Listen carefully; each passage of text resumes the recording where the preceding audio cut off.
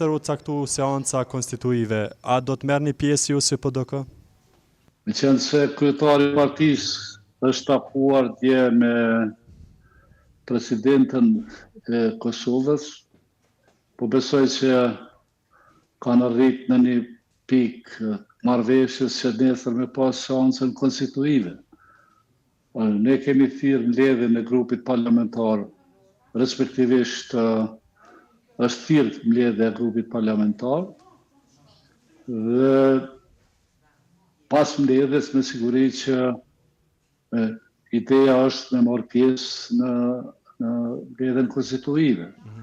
Sidoqoftë, unë mendoj që një pjesë e anëtarëve të zgjedhur të grupit parlamentar të PDK-s nuk janë brenda vendit për arsye të ndryshme, por po besoj që ata që janë në Kosovë do të marrin pjesë.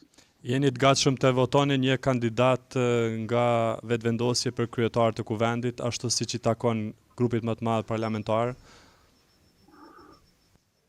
Po tani jemi të gatshëm apo si jemi të gatshëm është diçka që vendoset nesër.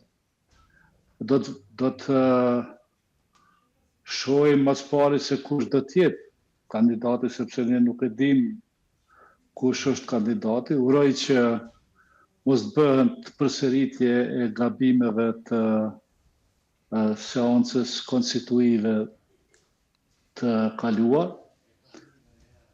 Dhe në përputhje me emrin e kandidatit ose në përputhje me vendimin që e marrim nesër, edhe do të votoj.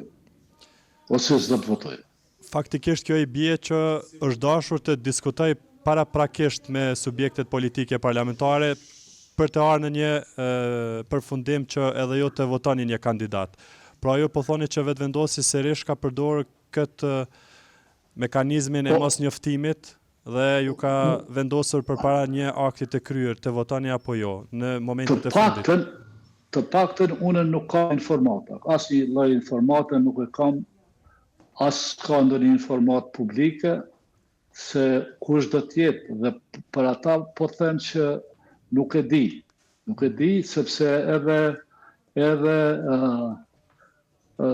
zyrtarisht nuk kemi informat nga kryetari i partisë për grupin parlamentar lidhur me marrëveshjen që është arrit dje. Prandaj nuk mund të them ose të deklarohem për asnjërin variant se çfarë do të bëjnë. Sidoqoftë ata e kanë të drejtën e propozimit. Ata mund të kenë arrit marrëveshje me ndonjë parti të propozuar dhe dikën tjetër, të ndonjë partie tjetër, mund të kenë kandidatin e vet. Është çështje e tyre, por mendoj që në rrethonat aktuale tani vetëvendosja ka mundësinë për ta zgjedhur kryetarin e parlamentit edhe pa votat të tjerëve, do të thonë pa votat e PDK-s. Ajo që është diskutabile ende nëse do të votohet apo jo është çështja e nënkryetarit nga komuniteti serb.